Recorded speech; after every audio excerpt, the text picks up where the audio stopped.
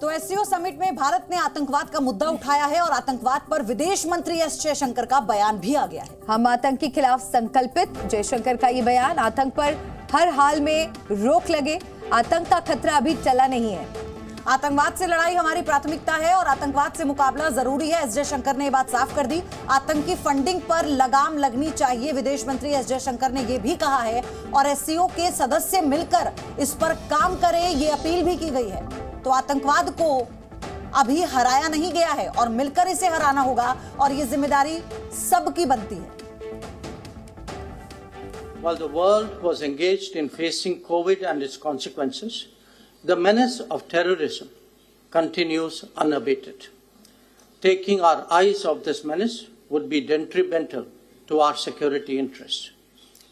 We firmly believe that there can be no justification for terrorism and it must be stopped in all its forms and manifestations, including cross-border terrorism.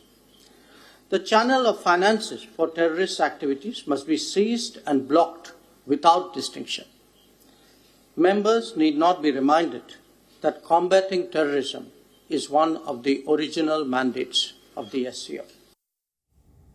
तो SCO के सदस्य मिलकर आतंकवाद का सामना करेंगे, आतंकवाद को भी हराया नहीं गया है। एस जयशंकर ने साफ साफ ये कड़े शब्दों में आतंकवाद के खिलाफ एससीओ के मंच से कहा। एससीओ के विदेश मंत्रियों की मीटिंग का आज दूसरा दिन है और बैठक में शामिल होने पाकिस्तान, चीन, रूस समेत सभी सदस्य देशों के विदेश मंत्री कल भारत पहुंचे थे। और इसके बाद विदेश मंत्री एस जयशंकर ने चीन और रूस के विदेश मंत्रियों के साथ द्विपक्षीय चर्चा की थी। वहीं पाकिस्तान के विदेश मंत्री बिलावल भुट्टो और जयशंकर की मुलाकात को लेकर अभी भी सस्पेंस बना हुआ है।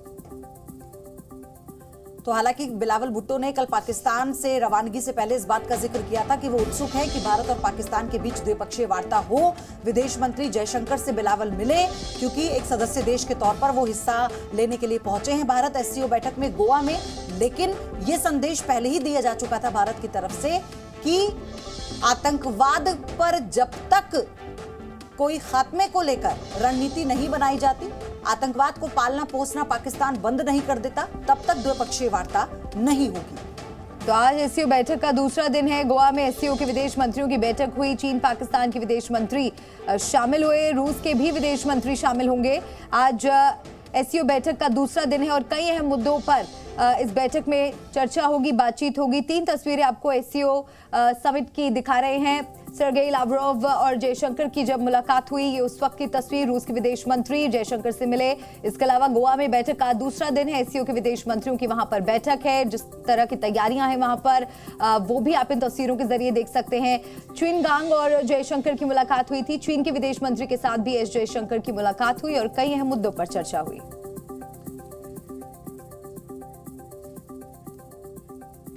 और सूत्रों के मुताबिक एससीओ बैठक में जिन 7 मुद्दों पर चर्चा संभव है, आप उसे समझिए। शंघाई सहयोग संगठन अपनी अपनी करेंसी में व्यापार करे, ये विचाराधीन है और इस पर चर्चा चल रही है। भारत इस बात पर जोर दे रहा है कि एससीओ में आधिकारिक भाषा अंग्रेजी भी बने। फिलहाल रूसी और चीनी भाषा ही आधिकारिक भाषा है। एससीओ में 14 डायलॉग पार्टनर हैं। अभी 4 और डायलॉग पार्टनर के तौर पर शामिल किए जाएंगे। कुवैत, यूएई, म्यांमार और मालदीव भी हैं। एससीओ विदेश मंत्रियों की बैठक में लगभग 15 फैसले लिए जाएंगे। एससीओ के विदेश मंत्रियों की बैठक से कोई संयुक्त बयान नहीं आता है और सुरक्षा, आतंकवाद के मुद्दे पर भी बैठक में चर्चा संभव है। इसके अलावा दिल्ली में एससीओ के राष्ट्राध्यक्षों की बैठक से पहले के एजेंडा पर भी चर्चा संभव है। जयशंकर के बयान से बौखलाया पाकिस्तान। पाकिस्तान ने कश्मीर का मुद्दा उठाया। ये भी आपको अहम खबर बता दे, बिना नाम लिए कश्मीर का मुद्दा उठाया। तो एससीओ के मंच से कश्मीर पर दुष्प्रचार करने की एक बार फिर से कोशिश पाकिस्तान की तरफ से, यानी कि बिलावल भुट्टो की तरफ से की गई है। हालांकि जिस अंदाज में एस जयशंकर ने पाकिस्तान को ये बता दिया है कि जब तक आतंकवाद पर कोई रणनीति नहीं बन जाती, आतंकवाद के खात्मे को लेकर पाकिस्तान का वो रवैया नहीं दिखता, तब तक किसी भी तरह की कोई द्विपक्षीय वार्ता नहीं होगी। लेकिन बिलावल भुट्टो ने भी कश्मीर राग अलाप कर एक बार फिर से इस मुद्दे पर दुष्प्रचार की कोशिश की है।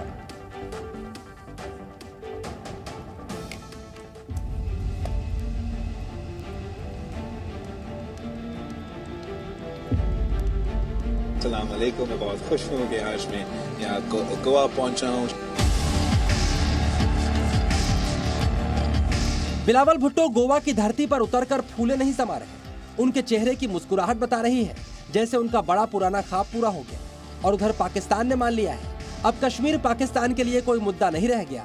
पाकिस्तान को चाहिए तो सिर्फ हिंदुस्तान की दोस्ती चाहिए। बिलावल भुट्टो की भारत यात्रा के साथ पाकिस्तान में एक बात को लेकर चीजें क्लियर हो गई हैं कि अब कश्मीर पर पाकिस्तान ने पूरी तरह भारत के सामने सरेंडर कर दिया है।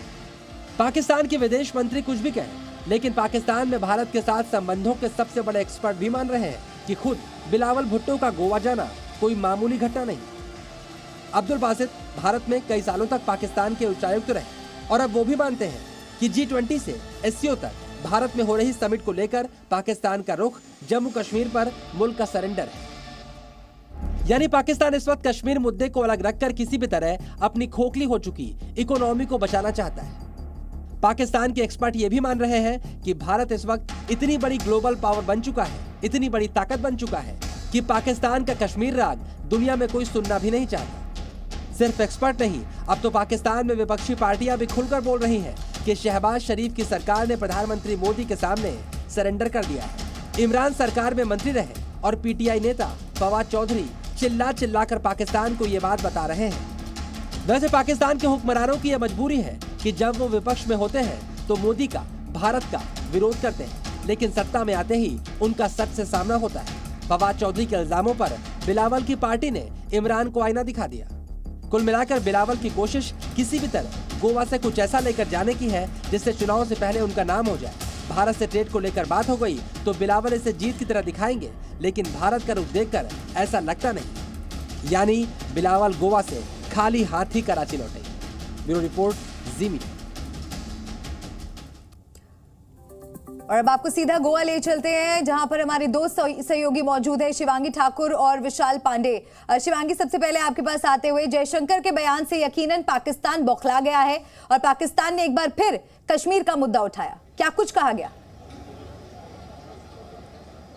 साफ तौर पर मलिका, देखिए जो बयान आज हमारे विदेश मंत्री की ओर से आया, उन्होंने SCO समिट की शुरुआत के पहले ही आतंकवाद जैसे बड़े मुद्दे को चुना और उस पर जमकर हमला बोला और साफ तौर पर कहा कि जो लोग इसको फंडिंग करते हैं उनको भी बख्शा नहीं जाना चाहिए। और इसी पर अब देखिए बिलावल भुट्टो ने बयान जारी किया है। SCO समिट में उन्होंने क्या कहा है? साफ तौर पर कहा है कि किसी को भी किसी भी तरह का जो टेररिज्म है उसको छोड़ा नहीं जाना चाहिए। और वो ये कहते नजर आए कि मैं एक विदेश मंत्री के तौर पर नहीं बल्कि एक ऐसे बेटे के तौर पे बात कर रहा हूँ जिसकी माँ यानी कि बेनज़ीर भुट्टो, उनकी भी इसी तरह के अटैक में मौत हुई थी। तो साफ तौर पर एक बड़ा बयान उनकी ओर से। और उन्होंने ये भी कहा है कि डिवाइड होने की जगह या विक्टिम कार्ड खेलने की जगह हम सबको मिलकर इस पर काम करना है। आप देखिए, काम तो करना है आपको, लेकिन लगातार आतंकवाद के मुद्दे पर भारत आपको चेताता आता है, बार बार कहता है कि जो आतंकवादी आपके देश में है उस पर आप कुछ न कुछ एक्शन लीजिए।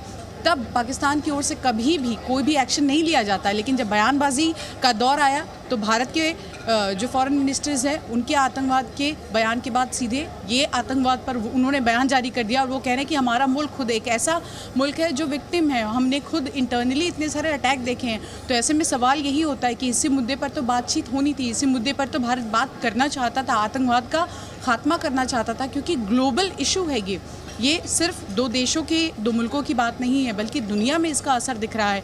और भारत लगातार इस पूरे मुद्दे को उठाता रहा है। SCO समिट में भी हम लगातार कह रहे हैं कि बायलैटरल टॉक्स होते तो शायद विदेश मंत्री दोनों ही देशों के इस मुद्दे पर कुछ तो बात कर पाते, लेकिन यहाँ पर सिर्फ बयानबाजी की गई है बिलावल भुट्टो की ओर से।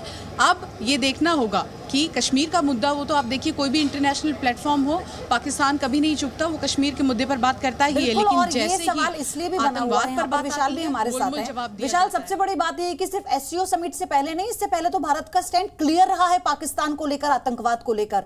तो क्या ये मौके की नजाकत थी? एक तरह का सिंपैथी कार्ड खेला है बिलावल ने? देखिए यहाँ पर क्योंकि भारत के विदेश मंत्री ने SCO की बैठक की शुरुआत के पहले ही आतंकवाद के मुद्दे को उठाया और कहा कि आतंकवाद के खिलाफ SCO का जो सदस्य देश हैं उनको भी इस पर एकजुट होना चाहिए और सीमा पार से जो आतंकवाद को प्रायोजित किया जाता है उस पर रोक लगनी चाहिए, जो वित्तीय मदद की जाती है आतंकवादियों की उस पर रोक लगनी चाहिए। भारत के इस बयान के बाद से स्वाभाविक है पाकिस्तान बिल्कुल बौखलाएगा और यही वजह है कि जब SCO की बैठक हो रही थी अब से थोड़ी देर पहले पाकिस्तान के विदेश मंत्रालय की तरफ से से ट्वीट करके बिलावल भुट्टो का बयान जारी किया गया है, जिसमें वो बिना नाम लिए कश्मीर का अंतर्राष्ट्रीय कानून का हवाला दे रहे हैं। इसके साथ ही बिलावल भुट्टो यहाँ पर आतंकवाद की निंदा नहीं कर रहे हैं इस बैठक में।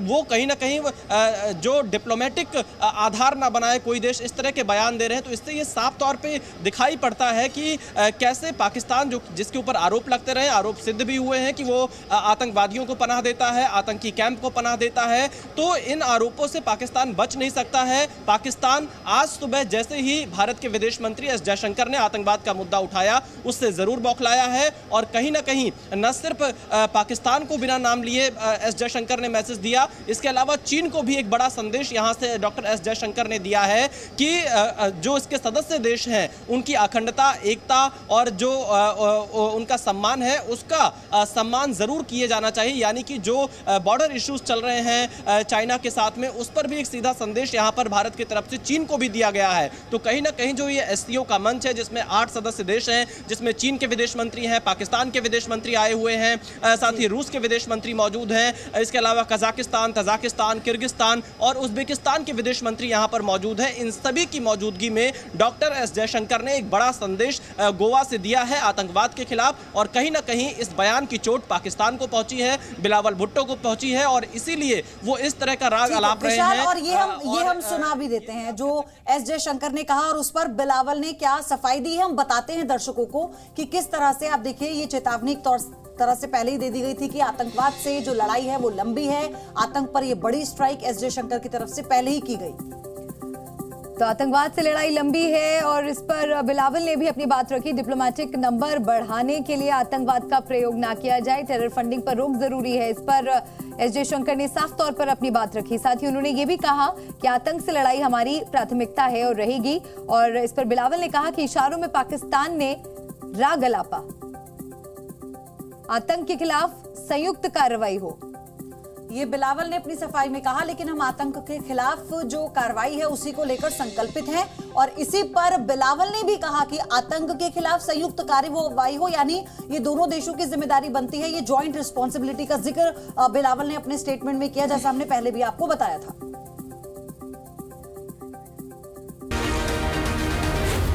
जी न्यूज़।